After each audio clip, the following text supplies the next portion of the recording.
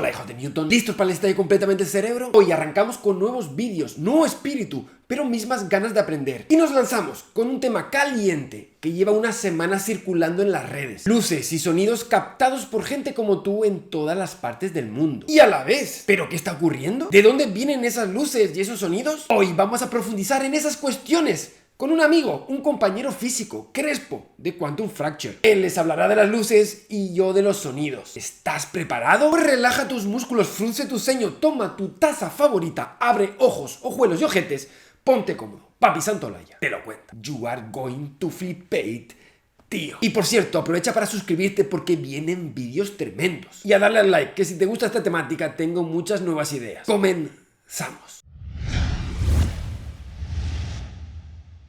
The Hum es el nombre que le han dado a ese extraño sonido. Sí, ese que seguramente tú has recibido por WhatsApp o por Facebook. Un sonido muy extraño que ha sido registrado en diferentes partes del mundo. Chile, Argentina, España. Y que es algo así. Escalofriante, ¿verdad? Y es un sonido real, audible, que curiosamente altera también el comportamiento de los animales. Un sonido muy grave que además viene acompañado de vibraciones en suelo y paredes. Y que te puedo asegurar que en al menos un porcentaje alto de los casos no es fake. Está pasando. Entonces, ¿qué carajo es todo esto? ¿Es algo de otro mundo? ¿Las trompetas del apocalipsis? Pues va a ser que no. Es un fenómeno mucho más normal y natural de lo que tú te estás imaginando. Y de hecho, no es nada nuevo. En Estados Unidos, Europa, América Latina, Asia llevan registrando y estudiando este tipo de sonidos desde los años 70. Y de hecho, ya hay varios artículos científicos donde analizan las posibles fuentes. Vamos, que no solo no es nuevo para la gente, sino que tampoco es nuevo para la ciencia. Y estamos hablando de los años 70, que es cuando comienza a estudiarse seriamente, desde el punto de vista científico. Pero podemos incluso remontarnos más atrás, al siglo XIX, donde hay descripción de sonidos asociados a seísmos y temblores. Y tanto es así que por la tradición de cada región, de generación en generación, ha ido adquiriendo un nombre distinto, dependiendo de la región. Sí, el mismo fenómeno. Por ejemplo, en Francia se llama Le Bon de Mer, en Italia, Brontiri, en Japón, Uminari, o en Estados Unidos, Guns of Seneca, cañones de Seneca. Así que nada extraño, nada nuevo. Estás oyendo algo que nuestros antepasados ya oían, que siempre ha estado ahí. Sí, podemos decir que los millennials están redescubriendo el sonido del silencio. Así que casi la pregunta no es ¿qué es este sonido tan raro?, sino ¿por qué no lo habíamos oído antes? En cualquier caso, la cuestión sigue abierta. ¿De dónde vienen? ¿Qué lo produce? Los científicos han venido a llamarlo cielomoto, un nombre genérico que no nos dice nada y que en realidad engloba una variedad de fenómenos que es lo que hoy vamos a ver con ayuda de un gran experto. Ojo, voy a ir desde el principio, poco a poco y muy despacito, así que no desesperes, llegaremos al punto de la cuestión al final de este vídeo. Pues como digo, para entender todo esto merece la pena que partamos por el principio. ¿Qué es el sonido? Bien, pues la audición, como el resto de los sentidos que tenemos, no es más que un desarrollo evolutivo que ha permitido a ciertos seres vivos captar variaciones del entorno. En este caso, no se trata sino de variaciones de la presión del aire. Sí, el aire está formado por moléculas, principalmente nitrógeno y oxígeno, pero también otros gases, como vapor de agua, argón y otros más desagradables, por desgracia. A una cierta temperatura, la distribución de gases en una sala es homogénea. Están todos a la misma presión. Podemos imaginar esta sala con aire como llena de bolitas muy pequeñas y que están distribuidas por todos lados, uniformemente. Pues cuantas más bolitas hay en un entorno, más presión hay. Cuantas menos bolitas tenemos, menos presión. Pues así yo en principio puedo conseguir crear una región de baja presión localmente, dispersando las moléculas y haciendo que haya menos en alguna parte de la sala. Lo curioso e interesante del comportamiento del aire es que al poco de yo haber creado una zona de baja presión, rápidamente ese hueco que he creado yo va a intentar taparse. El aire va a intentar volver al equilibrio, a la homogeneidad. Esta reacción de recuperar la normalidad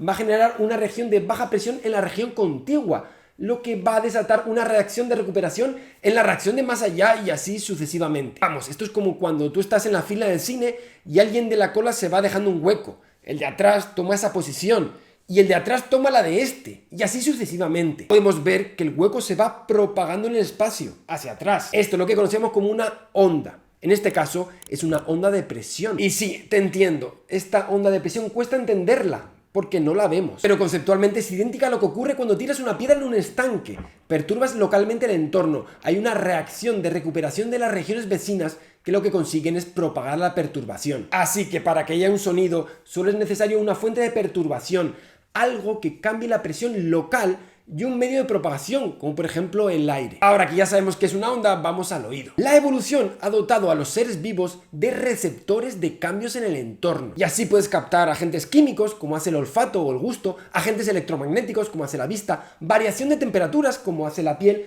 pero también de presión en el aire. Es el oído. Una máquina de captar cambios locales de presión. Una perturbación atmosférica local inicia una reacción colectiva que se va propagando hasta nuestros oídos. Allí este cambio de presión es recogido por unos pelillos que lo convierten en una señal eléctrica que viaja por el nervio acústico hasta la corteza auditiva del cerebro, quien recibe este impulso y lo transforma en una sensación, en un estímulo. Es el sonido. Así que esto es muy importante. Los sonidos no existen como tal. Son una reacción de nuestro cerebro de una magnitud física, la variación local de la presión atmosférica. Tu cerebro pinta esa sensación para que tú reacciones a esa información que te está proporcionando. Una información de presión. ¡Magnifique! Entonces, un sonido es cualquier variación de presión atmosférica local. Pues casi.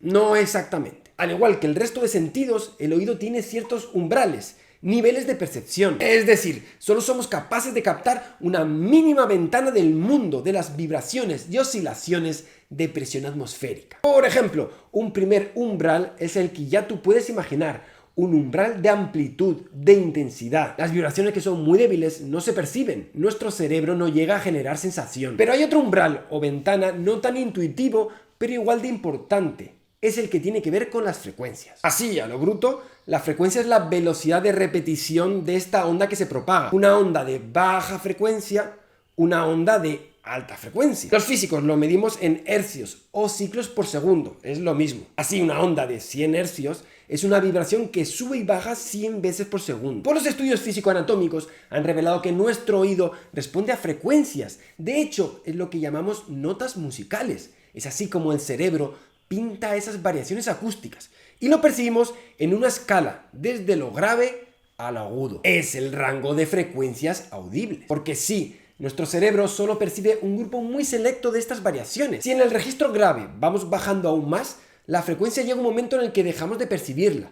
Si hacemos algo parecido pero con las frecuencias agudas, verán que ocurre algo similar. Puedes probar que esto es así, por ejemplo, en esta web. A 440 Hz de frecuencia, nuestro cerebro interpreta un la. Si bajamos la frecuencia, hay un momento en el que dejamos de oír, completamente, como si no hubiera nada. Y por encima pasa exactamente lo mismo.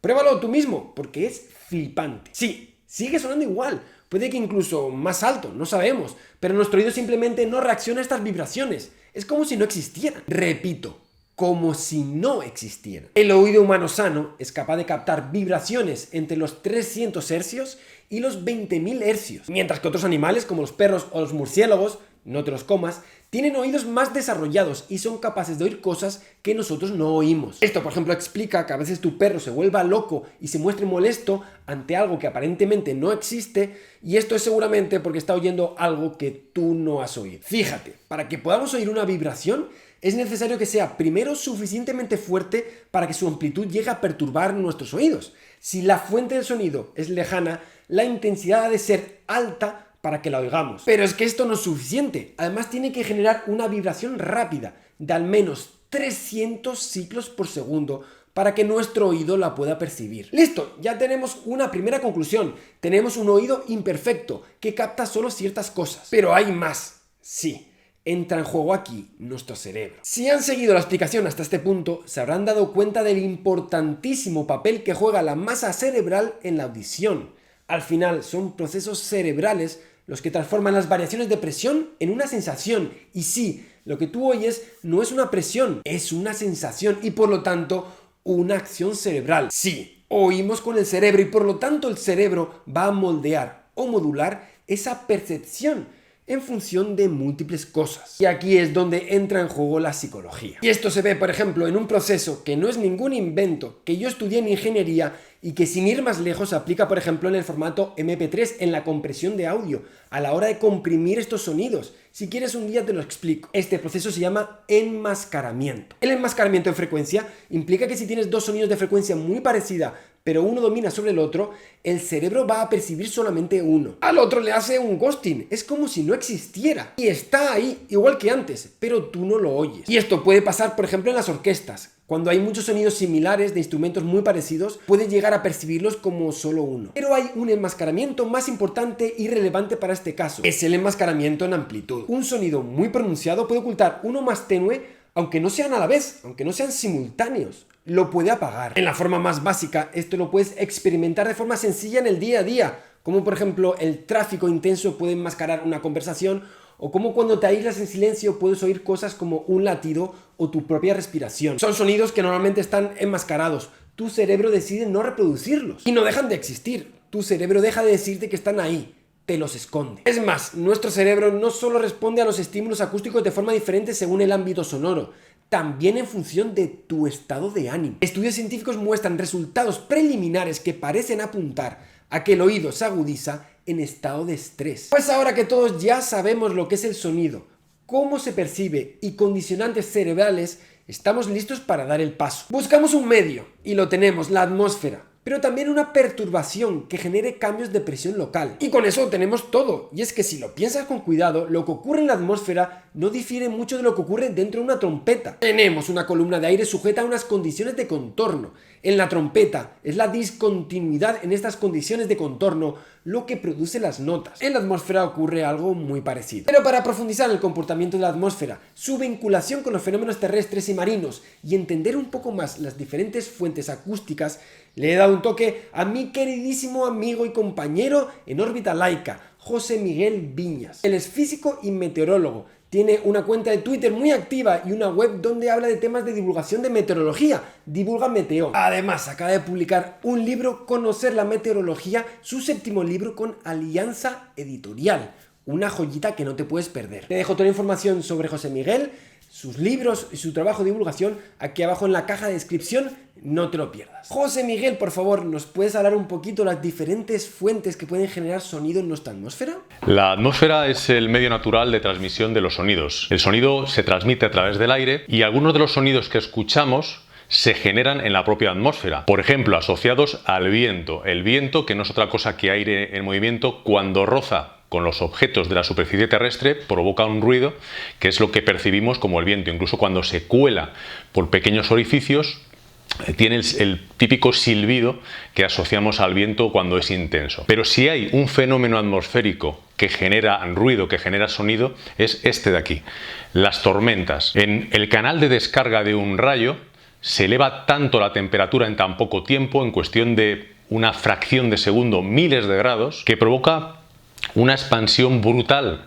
del aire que provoca a su vez una onda de presión y de choque, que es lo que percibimos como el trueno. Cuando el trueno cae cerca de nosotros, escuchamos un chasquido, incluso es una explosión, es una detonación muy potente que nos asusta. Y si la tormenta está lejos, lo que escuchamos es un tremor. Y ese sonido se puede percibir también por otros fenómenos que hay en la naturaleza. Incluso los fenómenos meteorológicos también generan ultrasonidos, es decir, sonidos que no somos capaces de percibir los seres humanos. Estos días, cuando he escuchado y he visto algunos vídeos de esos sonidos extraños que está escuchando la gente, inmediatamente he pensado en un fenómeno que investigué hace ya 12 o 13 años y que se bautizó en su momento como los zumbidos del estrecho. Os voy a contar brevemente esa historia. Yo empecé hace 15 o 16 años a hacer radio, colaboraciones en Radio Nacional los fines de semana, viajábamos por muchos lugares y empezó a escribirme mucha gente con consultas y con informaciones varias. Y me llegó un correo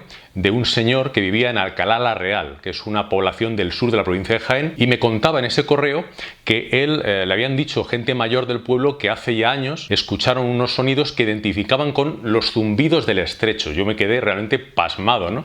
Entonces lo comenté por la radio y a la semana siguiente me llegaron muchos más correos de gente de esa zona, del sur de Jaén, del sur de la provincia de Córdoba, con unos testimonios parecidos, que sí, que escuchaban o alguna serie de ruidos. Total, que me puse a investigarlo y empecé a pensar o a barajar diferentes diferentes causas. Realmente el estrecho de Gibraltar, que es al que se referían los paisanos, pues pillaba a casi 200 kilómetros en línea recta, o ciento y muchos kilómetros de ese lugar. Por lo tanto, es imposible que aunque en el estrecho se generara un ruido, se propagara hasta allí. Por lo tanto, debía de ser otra la razón. Y hubo un factor clave que me encendió, por así decirlo, la bombilla. Me comentaron que esos sonidos los habían escuchado justamente al final de la sequía que hubo en los años 80, en los años 90. Al final del año 95, un ciclo de sequía bastante importante en nuestro país se vio interrumpido bruscamente por un episodio de lluvias muy intensa durante ese otoño. Pues bien, justamente en ese momento escucharon los sonidos que ellos relacionaban con el estrecho de Gibraltar, esos zumbidos que algún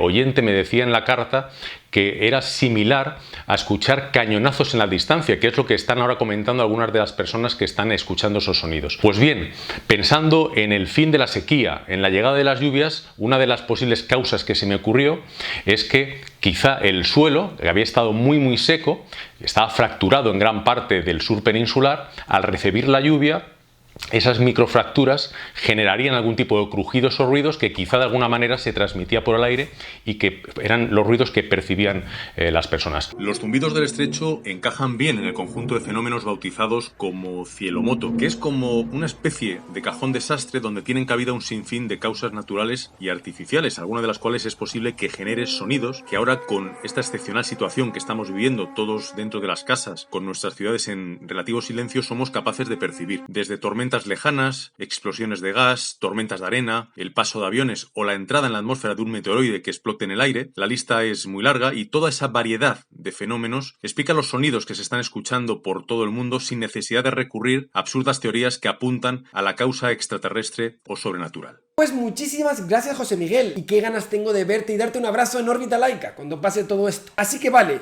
llega el momento de recapitular. Ahora solo hay que sumar todo. Cualquier vibración o alteración que se dé en la atmósfera es una fuente de sonidos. Si esta además está por encima de los 300 ciclos por segundo, nuestro oído la puede captar. Pero si incluso tiene amplitud suficiente para que al propagarse por el espacio y perder intensidad, esta alcance el umbral de percepción, lo podremos oír, algo que es totalmente más posible si no hay enmascaramiento en el tiempo por amplitud, es decir, si hay silencio, como cuando todo el mundo está en casa y no se circula por las calles, algo que además, como hemos visto, es favorecido por situaciones de estrés. ¿Te recuerda las condiciones que te acabo de contar a algo? ¿Sí? ¿He oído pandemia mundial? Así es. Sí, amigos y amigas, estamos en condiciones perfectas para oír a la Tierra, para oír nuestro mundo. Y suena así como lo han oído. Están percibiendo lo que cuando nos metemos en nuestras vidas ajetreadas no captamos. Este es el sonido del silencio. El mundo está hecho de vibraciones, todo oscila y baila a un compás. Los átomos de nuestro cuerpo están continuamente vibrando, es lo que llamamos temperatura. Pero también vibra el suelo, vibra la tierra, incluso vibra el tejido del espacio-tiempo. Son las ondas gravitacionales. Es más, hasta la materia, si es que esta está formada de cuerdas, en ese caso también serían vibraciones, de hilos de energía. El universo, todo está formado por vibraciones y oscilaciones. Es esto lo más fundamental de la naturaleza, del cosmos. Es esto lo que define nuestro mundo.